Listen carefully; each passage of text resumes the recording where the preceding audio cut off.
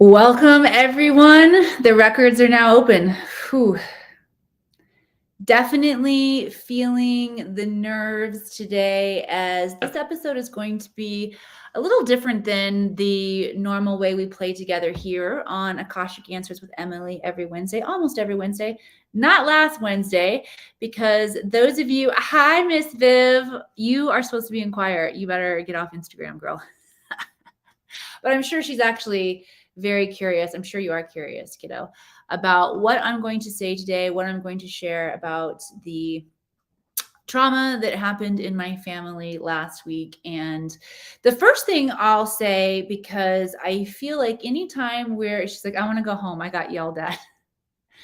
Oh, baby, I know. And you're definitely sensitive and raw because of everything that we've been through. But take some deep breaths, hang in there, kiddo. Let go of any being a victim and become an empowered victor. Sorry, guys. And Vivi, I got to talk to everybody. Hey, Alana's here too. Alana, I was just having a private conversation with Viv, who should be in choir, but she keeps joining every Wednesday. My new biggest fan, my teenage daughter. Woo! You know you're doing something right if you can get your teenage daughter to watch you on social media. So the first things that I want to talk about is, or that I want to share with you all, is just that everyone is okay. London is okay. He is safe. And we're thriving during this time. It's challenging, but I want to talk to you all and share with you really vulnerably what I'm discovering, what we're learning through being required to show up to pretty significant trauma in real time. This is the way that I love teaching, yet I don't know that I've ever taught from a space that is so raw and vulnerable as what I'm going to share with you, but that really creates the best teaching out there. Love you, Alana. Thanks for jumping in, but you can come back and catch the replay. So let's just start out by talking about what happened last Monday. So while I was teaching live inside of my membership group, the energy was a little bit off. I did notice that the energy was a bit off. However, one of the biggest blessings in this story that I'm about to share with you all is that I was actually spared the gut-wrenching moments of not knowing what the outcome of this circumstance was when my 16-year-old was carjacked and kidnapped. He managed to escape. And I didn't know about it until after he was already physically safe. I could feel that there was something a little bit off that was happening on this day, but I wasn't clued in. I felt like I was definitely spared. Apollo is scratching my chair back there. From the intensity of what was happening as it was happening. And so I feel really, really grateful for that. And I'm going to circle back to that a little bit later, because the Akashic records have shown me a way to thank my son and be empowered to my son for actually sparing me those details. But as the story unfolds, we'll get there. So I'm teaching inside of my membership group, the Ether, teaching about the Hermetic principles when my phone just begins blowing up. And it is the same local number calling over and over and over again. And probably on the 10th time it happened, I'm like, all right, it's obviously not going to stop. I need to answer the call. So I pause my live training. I take the call, and it is my 16-year-old on the other end, absolutely frantic because the car has been wrecked. And he tells me, Mom, I was carjacked. I left campus to go to get lunch. I had the windows down. And it was a young woman, by the way. I think that will probably be surprising to many of you, is that it was a young woman, probably between the ages of 25 and 35, that jumped in the window and held a piece of rebar to my son's throat and said, if you don't drive me to a particular location in Oregon, mind you, we live in Nevada, I will kill you. And she bound his wrists, held his foot down on the gas, forcing him to drive 130 miles an hour through town and then on the freeway. And finally, I'm going to have to put Apollo out. Apollo, kitty cat, you got to go. Thank you all for being patient. I should have thrown you out before, Polly. He's probably feeling the energy and like the intense, the high frequency I'm not nearly as calm this morning as I am. I'm noticing that as I'm sharing the story with you all, I definitely feel it coming up. So I just ask for support and witness as I share this, and as each of you hold that space for me. It's helping that energy to move. So thank you for being a bigger part of my story. And so let's see, where do we leave off? Yes, she was holding his foot down on the gas, forcing him to drive at incredibly high speeds, which the kid's 16. He's had his driver's license since December. Okay. Not necessarily the most experienced driver, but a phenomenal driver. He did get 100% on his driver's test. And yeah, after this experience, I definitely feel safe driving with this kid. He is a fantastic driver, got a great head on his shoulders. So about 30 miles north of town was when he felt like, he was keeping his calm, keeping his cool to the best of his ability through this experience, when he got the idea to basically negotiate with her to say, hey, you take the car, just let me go, do whatever you want to with the car. And she was down with this idea. So they began to slow down from going ridiculously high speeds and pull over into the right-hand lane where they could make the switch. And when he slowed down enough that he could get away, he bailed out of the car. And at that point, she was trying to crawl into his lap to get control of the vehicle anyway. And she didn't have full control of the vehicle, so she crashed it into the guardrails. He rolls on the ground, gets up, shakes it off a little bit, right? Notices that she has just crashed the car and she can't get the car to run anymore. She's trying to back it up. She can't get the car to run.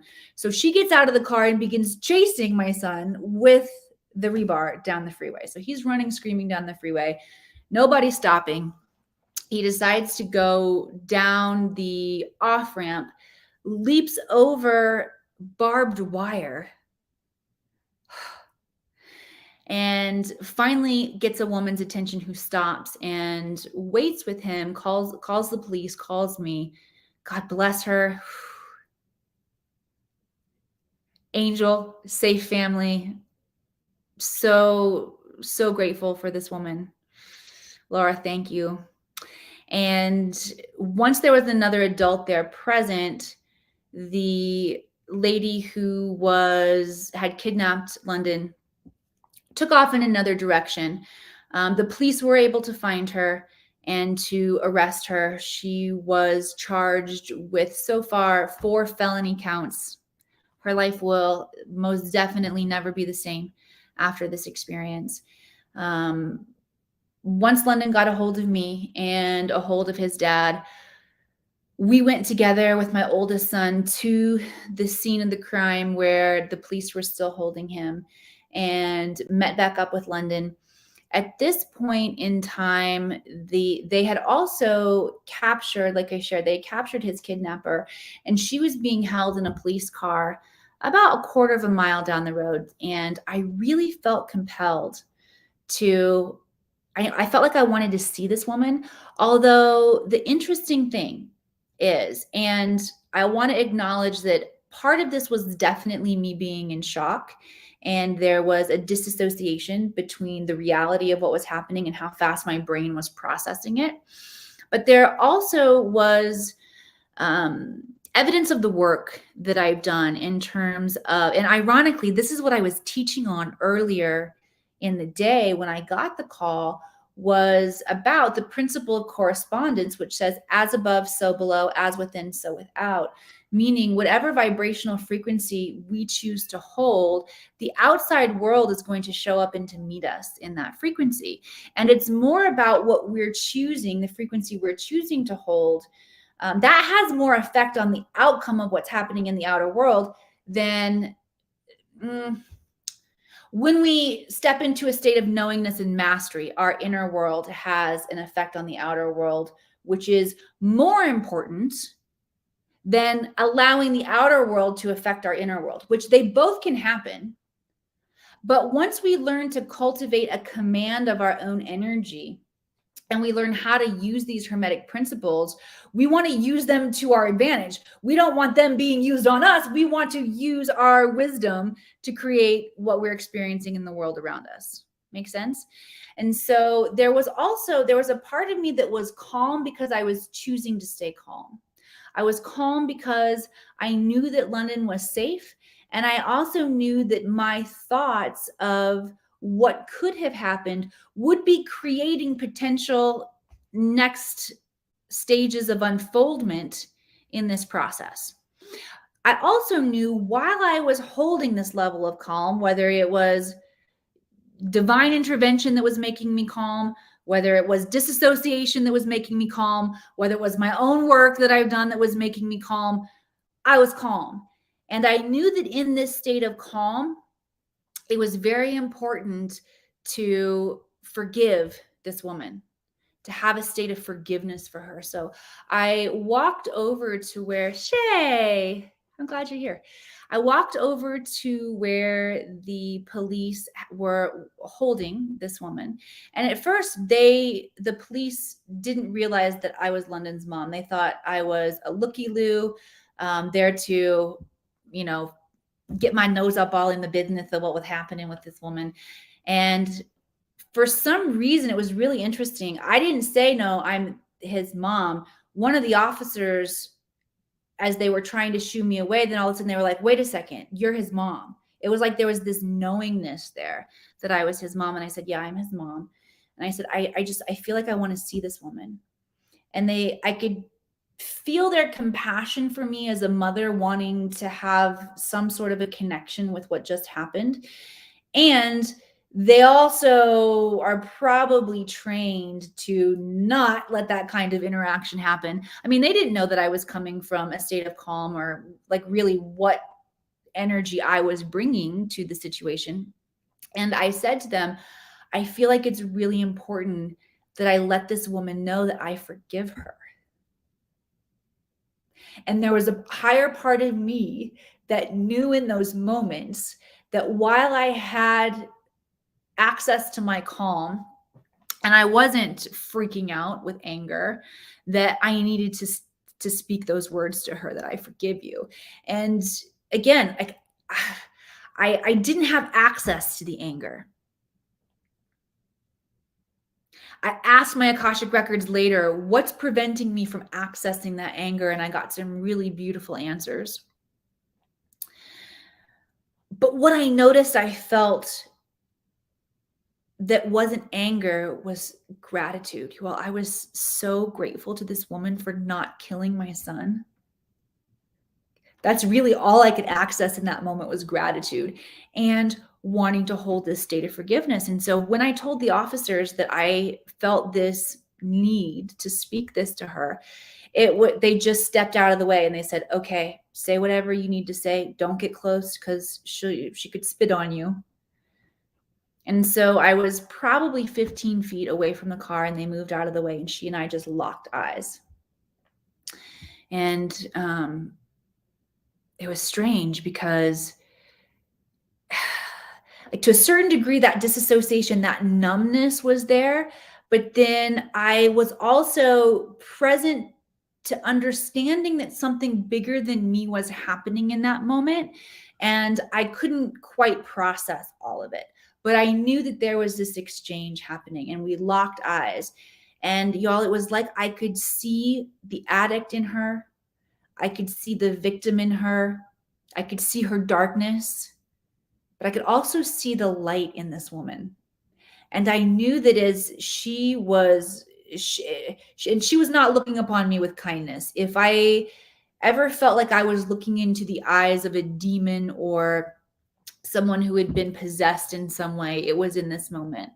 But I didn't have a judgment for it. Actually, what I was able to see was my own darkness, my own shadow, my own addict, where I have been addicted to vices to keep me numb rather than being fully present with my own pain. And I just had tremendous compassion for this woman. And I knew on higher levels of quantum energy that I couldn't really explain to you more than I knew on the spiritual level. There was massive shift happening as she was confronting me with all of her darkness, and I was just holding the space of light. And then I said twice to her, I forgive you. I forgive you. And she pretty much went apeshit after that. Just like where she was very calm and but staring me down in the beginning, it was like I had triggered some kind of darkness within her, and she just began to lose it. And at that point, I didn't have anything else to say. So I just walked away from her. I walked away from the officers. And we went on to the next stages of the process, which was to take London to the emergency room. And some really important points that I want to share with you that came through. I feel like I was channeling for him when we were sitting there in the emergency room. And this is really important for any of you who have been through trauma. I'm going to break down some step-by-steps later before we finish up our time here together today of methodology that you yourself can use if you do have trauma from your past or there's trauma in your present right now. And at this point, I was still very just raw and vulnerable and speaking what was coming through the records. I hadn't created methodology around it, so to speak. But I think it's a really important part of how I want to invite you all to flip the script on your trauma. And so as we were sitting in the emergency room, I could tell that he was going over the processing in his own mind. And he said, oh, Mom, I didn't know what to do. And I could have done this at this point, and I could have done this at this point. And I could tell that he was processing and reliving the experience, almost from like reliving it as the victim, as being overcome by someone else and not knowing what to do in the moment. And that's when I could even feel the vibration of my energy shifting as I said what I said next. And this was beyond the access of Emily, his mom. This came as a direct channel from the Akash. And I said, London, I know it felt like you were winging it and you didn't know what to do, and that scares you. But the truth is, your intuition led you perfectly in every moment. You played every single card correctly. And the evidence of that is that you're alive and that she's alive and that no other bystanders were killed in this process. So I don't know any other adult, definitely not a teenager, a new driver, that could have made every single move correctly like you did. And I said, thank you. You're a superstar. Not only did you save your life and you saved her life and you saved the lives of innocent bystanders, but you also saved the life of your family, because what we would have been processing if you would have made a mistake and we would have lost you would be devastating. And so this construct, this framework of reliving the experience through the perspective of empowerment rather than being a victim will 100% change the way you process your trauma. And so whether you're experiencing trauma right now or in your past, I'm just going to invite everybody, because you know that when you come into these spaces with me, I want you to learn something. I want you to be, I would say, entertained. I know that this is like dramatic entertainment. I like to keep it a little lighter, keep you laughing more usually, because we're getting deep and intense today. But I want you to have context on how to apply this to your own life. So just lay your hand on your heart and get deep with yourself for a moment and ask about the biggest unhealed trauma in your life, and your guides, your angels, your higher self will bring something into your mind right now. And I want to invite you to begin thinking about this trauma from the perspective of empowerment rather than you being the victim. Because we've got to flip the script on how we process. If this is making sense to you guys, send some love, likes, hearts across the screen. That's okay. So that's there one more piece of the story, and then I'm going to lean into my journal here where I've kept a lot of my notes, and I'm just going to read to you from my journal. Some of it's been channeling that's come in, some of it has been just reflections, downloads that have come up for me. But the one more piece that I want to share with you all regarding just details of the story is that the next day we went to her bail hearing. A bail hearing was set for this woman. And let's see. Brett Shelton, who just said, fuck this, is out. This is too raw and sensitive of a space to have any trolls coming in. So if you act like a damn troll all up in here, you're going to get blocked, just so you know. And I'm not surprised, because we are talking about really dark energy and things happening with this particular story. So there might be some more trolls that come in. That's cool. We'll get them out of here. Don't worry about it. So the next day, in attending the bail hearing, this woman was assigned a public defender who shared in court that she was a victim of sex trafficking. Not by London, but that's what she was doing in Reno in the first place. Was she had been brought here against her will. And that just brought in another level of understanding the importance of healing ourselves, that hurt people, that karma perpetuates itself. And it was also really valuable for me to be able to hold another level of compassion for this woman and understand pieces to her story that I didn't previously understand. And I was sharing this with a friend of mine who said, wow, well, London perhaps saved her life as well, and not specifically that day when they could have crashed. But if that is true, and this young woman had been sex trafficked, and that's why she was brought here to Reno, being in jail and having, it's not going to be jail, it's going to be prison for her, but being in a facility where my hope and prayer for her is that she gets the rehabilitation that she needs, is potentially a better timeline for her than living out a disastrous timeline of what could have been if, and I hesitate to even fill in the blanks around this, because this was another major lesson that I learned along the way in terms of the what could have beens. Okay. So I'm going to take a deep breath now and just thank you all for being here and sharing this time in this space with me. And then I'm going to shift over into my journal that where I've just gathered downloads and things that I want to share with you all as we're going through this process. So those are all the details of the story. I'm just going to shake it out a little bit too, which, by the way, when you do talk about your trauma and things come up for you, you're going to bring it up. You're going to bring a charge up inside of your body. So figuring out how to move that energy through your body is important, and you need ways to be able to shake it off. So just some gentle shaking with the intention of moving that energy through your body, and allowing Mother Earth to help you ground it is one of the easiest ways to do it. Okay, so here are the lessons that I have learned. Not all of them, but we'll hit some of the high level ones here.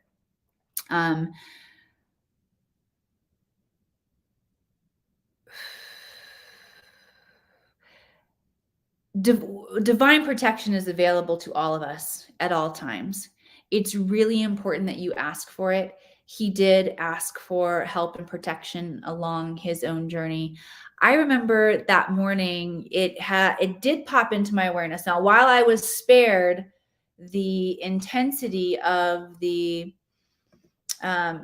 knowing what was happening while the outcome was still uncertain, and I feel very grateful for that, it did come into my awareness that morning to call in divine protection for your children. And I don't always do that.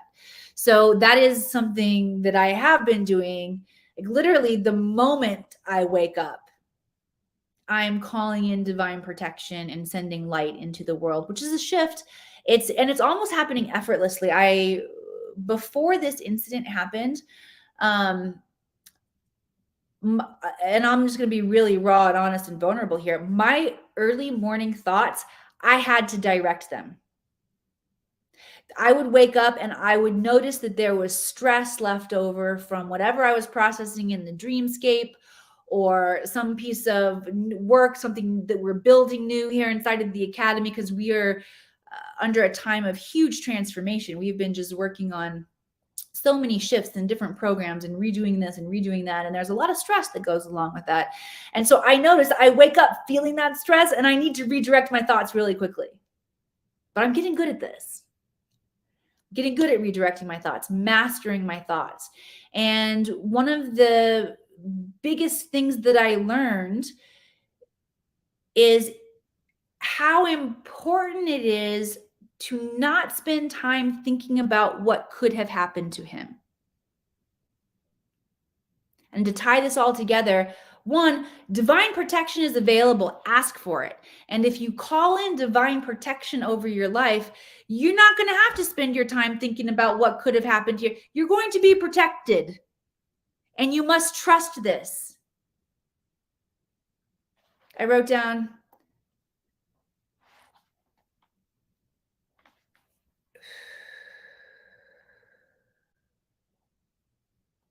do not engage in what could have happened thinking. When something has been shown or proven to you, why would you spend precious energy counteracting what you know to be true? That was direct channeling that came in from my guides, and I'll read it to you again. Do not engage in what could have happened thinking. When something has been shown or proven to you, why do you spend precious energy counteracting what you know to be true? Okay. This requires, or abstaining from thought requires the discipline of thought mastery, because what we create in the world comes from our thoughts, and every single thought you're thinking counts. And like I said, I'm getting pretty good at mastering my thoughts. The Akashic Records has helped tremendously, because as you go through the training on learning how to read the Akashic Records, the records are going to point out to you what your repetitive thought patterns are. And most of our repetitive thought patterns are playing out or happening below our awareness. They're subconscious, so we don't even realize that you're thinking them.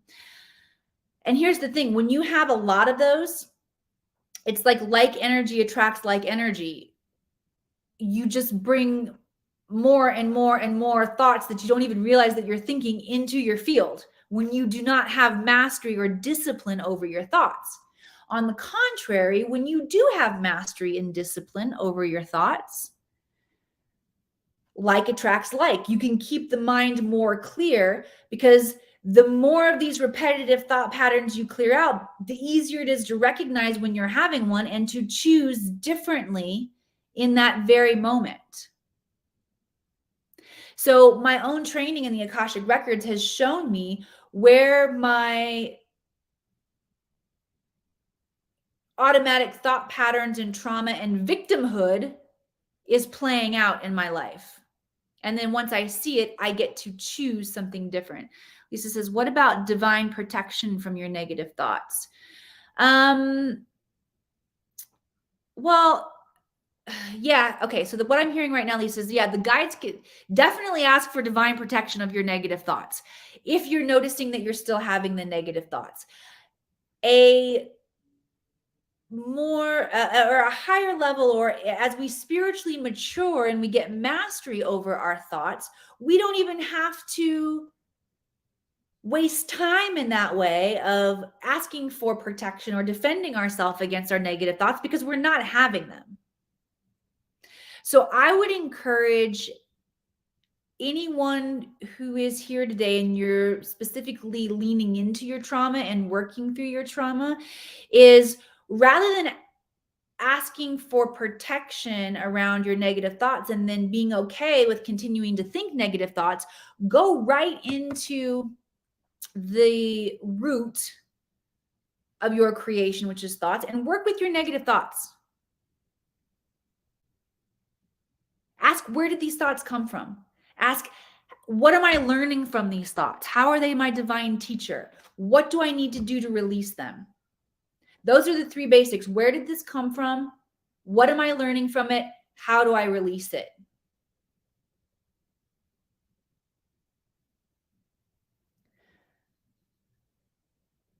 So again, channeled directly from my own Akashic records regarding negative thoughts, it is best to not engage in the negative thoughts, as all thought holds energetic vibration and creation energy.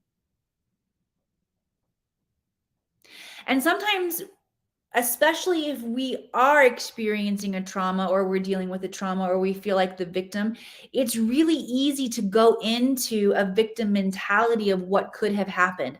I'm going to encourage you all to have a high level of discipline with yourself and don't do this, especially if the divine has already shown and proven to you that you have protection, that you have guardianship over your life. Okay. Oh, here's a really good one. So my records also said, think about how much change you can affect simply through the subtraction of thought. So again, this idea around having discipline over our thoughts and discipline over what could have happened, or discipline over the constant stressful thoughts that we're thinking all of the time. Simply subtract those. Get clear about what thoughts are playing out on autopilot on your life and subtract those thoughts. Don't show up for those thoughts.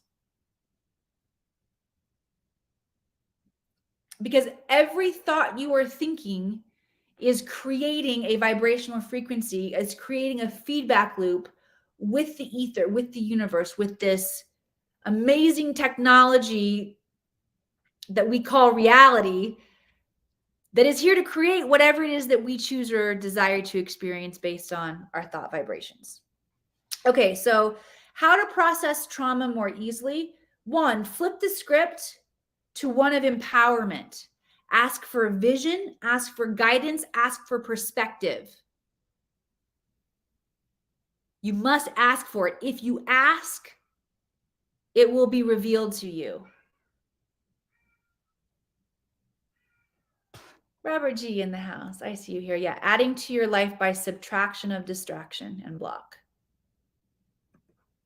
Joe, thank you for sharing that. This is valuable to you. I appreciate you. Cool. Okay, so that's step 1. Flip the script to empowerment. Ask for help. If you ask to see something differently, the script will flip and you will see things that you've never seen before. It's phenomenal. One of my favorite things to do. Ask to see the situation from the highest frequency of truth and empowerment. When I asked, and I had intuitively begun tapping into some of this idea of the empowerment script when I was in the emergency room with London, but then later, when I was quiet with myself, I specifically asked to see from the frequency, from the highest frequency of truth that was available to me, and from the perspective of empowerment. And that's when I was able to see more of the soul contract that London had with this woman. That he was a spiritual warrior who stepped up and said, I will take on that mission. I feel so grateful that the grace that his soul gave to me as a mom, that I didn't have to know about that until after he was safe. Like, this dude so divinely orchestrated an amazing lesson for so many of us. Like, this is allowing me to see where I'm still playing a victim in my life. I'll share some of those vulnerable notices about myself that I really don't want to talk to you about because, well, I'm like any human. I like to be really good at what I do, and I like for other people to think, oh, wow, she's got it together. And I do have it together, and I mess up a lot of things along the way too. And I'm not perfect. And there are areas where my own issues still embarrass me, and I'm going to tell you what those are, but I think that's the best way to teach. It's what we all have to do. It's like back to that moment when I was standing face to face with this woman, and we talk about namaste, the light within me salutes the light within you. Well, guess what?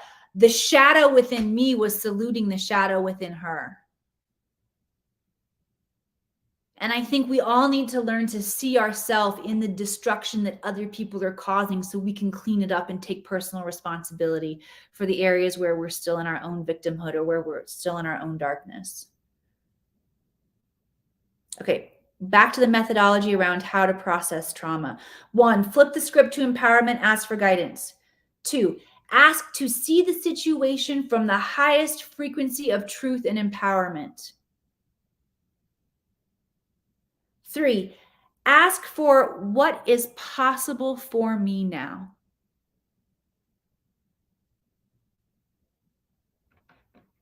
What is possible for me now? When you ask yourself that question, you are moving from the state of being a victim to being the victor. And your consciousness can be measured by the questions that you ask. Consciousness is how you see yourself or how you know yourself in relationship to the environment around you. People, places, things. That's what consciousness is.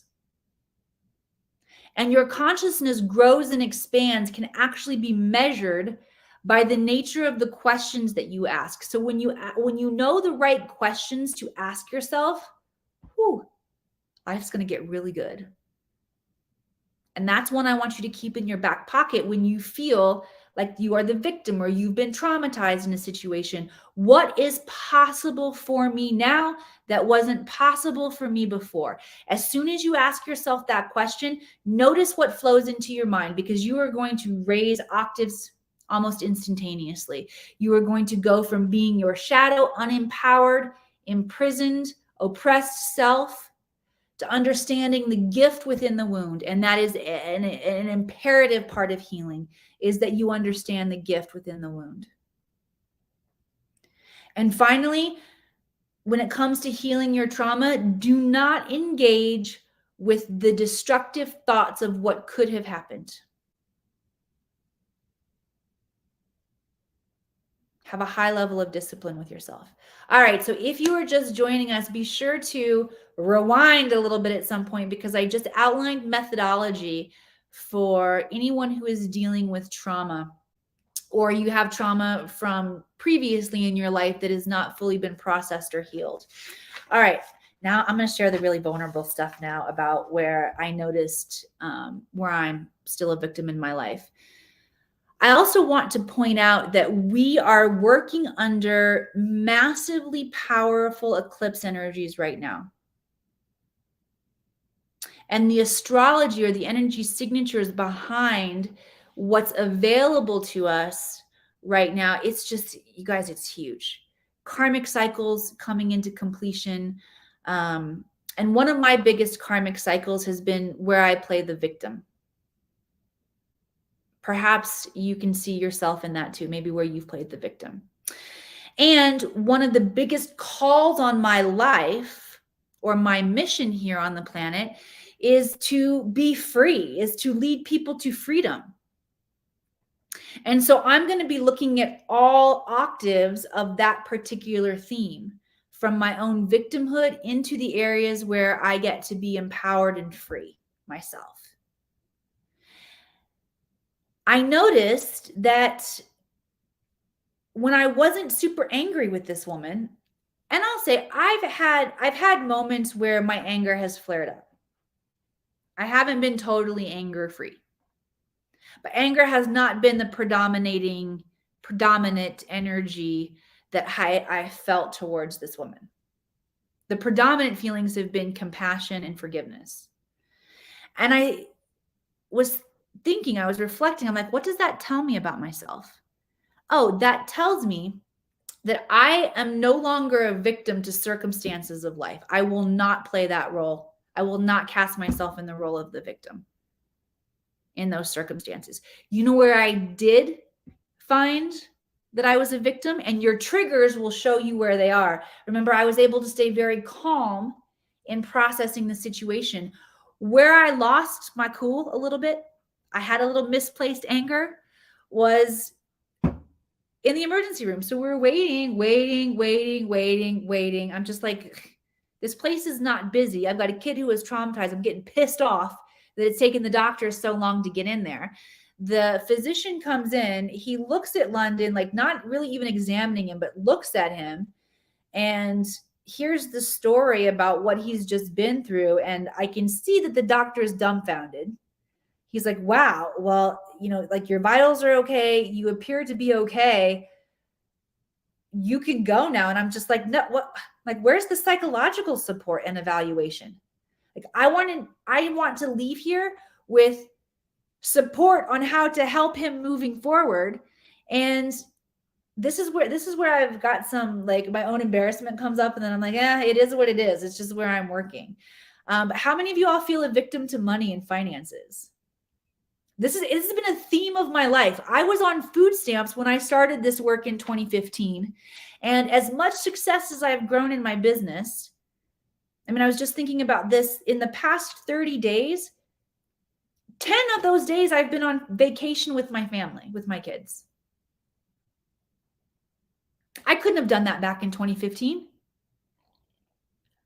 But I still have these clinches that have me around money, even though I've been able to prove to myself that I can source and resource from within through my genius.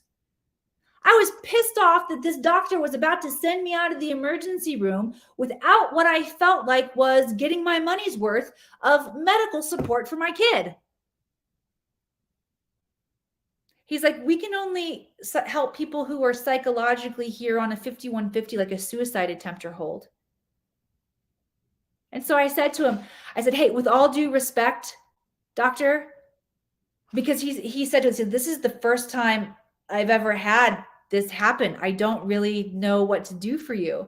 And my response is, hey, I get that you're a first timer. We're first timers too, but figure it out. And then he got a little pissy and defensive, and I recognized I needed to take a couple breaths and simmer down just a little bit.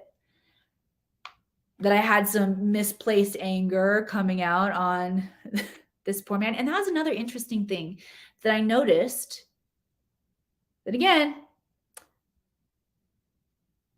human Emily judges human Emily for this. Divine higher self Emily knows that I'm in perfect sync with my own processing and what's happening here in the world. But look at how easy it was for me to forgive the woman that almost killed my kid. But the man, that masculine energy, I was ready to light him up because I didn't feel like he properly attended to the medical needs of my son. Interesting notice. So I noticed that I'm still a victim in my life around what can have a financial grip on me. I'm also still a victim in my life to where I feel like the masculine isn't showing up and doing his part. Help me see this higher, give me a higher perspective. But it's awesome because those areas where I get triggered and I notice my calm, cool, collected self going away, that shows me where I need to work. It shows me where I can ask for that divine help and that divine guidance. And this is what we need to begin to embrace in ourselves and really support in ourselves and each other, is that we all have work to do in terms of noticing our issues, our trauma, and our darkness, and getting smart about how we move through it and how we shift it. All right, the choices that I'm making now are, I'm simply like the areas where I'm seeing my own lingering trauma.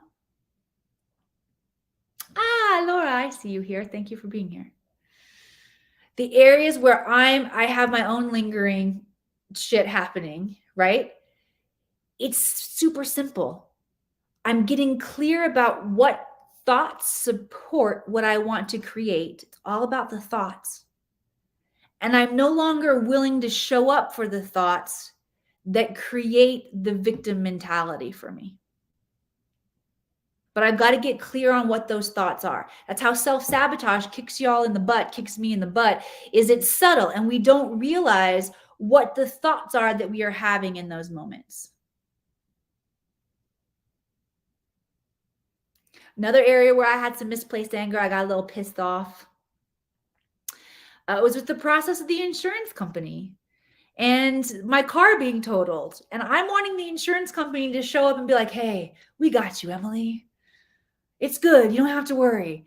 Nah, they're questioning me, trying to find holes in the story to make sure I'm not committing insurance fraud. And I got a little pissy about that. I had to calm myself back down. All right, you got a trigger here because you feel like you're not showing up getting the help that you need through this process. Don't play the victim role. And then once I was able to calm myself back down and be fully expressed, that insurance adjuster flipped his switch and is totally on my side now. Right? But his energy, but our energies were matching each other there for a while as we were negotiating the next steps of how we were going to either be friends or not friends. And so that's, again, just some of the really vulnerable aspects of where, and here's another area where I just lost it. I'm like, that was a good one, a good notice about myself. And then I saw Rhonda say more negative male. Yeah, more negative male energy around there. Shoot, where was it? Maybe it'll come back. Nope, gone. Sorry. But you know, if I remember it, I will definitely tell you. I want you guys to get the most out of this experience here today as possible. All right, so now I want to share just a few of the collective, the bigger picture, where humanity goes next energy that's become clear for me after this. This was a really interesting one that came in from my records. They said, other dimensions learn a lot by observing us in our ignorance and our darkness, meaning humans. And so a really cool thing to recognize about the Akashic records is not only are we downloading information from the records, but we're also uploading information. It's like this giant experiment of consciousness unfolding, not only here on planet Earth, but in all of the galaxies, is being uploaded. It's being recorded to the Akashic records, and other beings. It's like, imagine if you could just sit and observe through like the two-way mirror, toddlers who are in a certain state of immaturity and ignorance and don't have all of the knowledge and things figured out, stumbling through a particular process together. You are going to learn so much. And what this statement, and I'll read it to you again, other dimensions learn a lot by observing us in our ignorance and in our darkness. How this helped me when this dropped into my field was like, oh, wow, we don't have to be ashamed of our ignorance and our darkness. Yes, we want to take responsibility for it and fix it, but shame and being ashamed of ourselves, that'll knock you back down on the consciousness scale faster than anything. What I was able to see was value in observing the different stages of consciousness expansion, maturity, and how helpful that is for higher dimensional frequencies that are watching us humans and learning so much from the mistakes that we're making as we're finding our way here. Likewise, as above, so below, as society continues to expand our consciousness collectively, I want to invite you to, rather than judging the other people's darkness and their stupidity and their ignorance around you, how can we learn from that? How can we observe without judgment and learn. Because then the ignorance and the darkness becomes something of value rather than something of the degradation. Sorry, one of those words that belittles our society, that moves us backwards. Make sense? Should I attempt to say it again? Degrade. There are too many D's and G's in there and getting me all confused. But I think you're following me. I think you know what I mean, right? Mama Werewolf says, I wonder if the Galactics have a drink and a chuckle as they watch us do some stupid stuff. I 100% think that they do. Definitely do. I mean, I look at my kids sometimes doing stupid things and I have a really good laugh about it. But what if we could observe the darkness, the stupidity, the ignorance in others, whether you feel like it's somebody who is not at your level of consciousness or evolutionary processing, or maybe it's the government or whoever else you want to look at that you think is just a radical dumbass out there. And rather than going into judgment, what about looking at what there is for you to learn?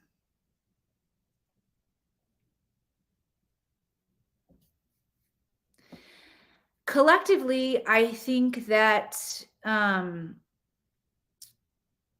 next phase of evolution will happen for us when we allow the darkness we see in others to show us where our own darkness is. So yes, namaste. The light within me salutes the light within you. When the darkness within me salutes the darkness within you. And rather than judging and ostracizing each other for having this shadow and this darkness, which we all have, we begin to learn from it and embrace it and to work with it in this different way. Next phase of evolution for humanity will come when we embrace darkness in that way. Let's see. Next steps for humanity. Yep. Seeing the light is everywhere and seeing the darkness within ourselves, practicing compassion and humility. One of the biggest reasons I felt called to share the areas where human Emily was still embarrassed at my misplaced anger, or the areas where I'm still working, or you should be past that issue by now, is embracing humility. We all must be able to embrace this within ourselves to truly move forward and usher the planet into the 5D, which is where we're heading very rapidly. Oh, and another thing, just about accelerated timelines. And especially if you are a healer, a visionary, a wisdom keeper here on the planet, and you know that your mission is to help usher us into the 5D, and you called forward an accelerated timeline in your life, be ready and prepared. Don't be scared about what you're inviting in, but recognize that we are working in a plane of duality where darkness is what's going to fuel the acceleration. So you want to learn to work with darkness in this powerful way so you don't have to be afraid of it. Yes, we came here for the contrast and for the growth. So it's not necessarily about the darkness going away. It's about reframing how we work with it. And so if you are on an accelerated timeline, or you want to timeline crunch a specific issue or area of your life, be ready and be prepared to work with darkness in a very dynamic way, because that's what it's going to look like. Okay. One last thing that is, this is one of my favorite takeaways from the whole thing. And I can't even take you on a stream of consciousness progression of how I even got to this one, because it's about UFOs and their ships. But it's likely one of my favorite things. I can sort of see how I was able to open my mind to receive this download, considering the different aspects of thought that I had explored through this, and just the deeper level of reality and gravity that I had experienced around our thoughts creating our reality. So the UFO ships that are connected to their driver and work by connecting to the consciousness of the driver. So basically the driver of the ship, pilot, should I use pilot of the ship rather than driver? The conductor, maybe, I don't know. I don't know what the right word for the person who is, steering the UFO ship. I don't know what that person's official title is. But let's think about this concept for a moment of that connection of consciousness to the ship. And captain, there we go. I love that. Be the captain. Robert, yeah, the captain of the ship. So the captain of the ship thinks go left and it goes left, go right and it goes right. This is a very watered down version of how the captains drive the ships. But I started thinking about this level of consciousness connection to the being operating the ship and the actual ship itself. And all of a sudden I realized, holy crap, you all, we're all doing that with our environment happening around us at every single moment. Our environment, the ether, the field that is around us is connected to each one of our own consciousness. And as we think thoughts, our environment is so fluid. That's like our ship. And the environment is showing up and honoring the thoughts and the consciousness that we are directing it to. And that might be the biggest aha moment of empowerment as I share this story of moving from a state of victimhood into a state of empowerment, which I am fully leaning into during this powerful eclipse season, releasing any aspect of my life where I'm still a victim. So grateful for my son, London, who agreed to take on this mission that's helping me, that's helping this woman, it will help him and so many of his friends and young people that he decides to help and share this story with. And I feel really grateful that this is what my life looks like and that I get to share it with all of you. Thank you for being here. Thank you for watching me work in real time. Some of it's graceful, some of it I'm stumbling my way through.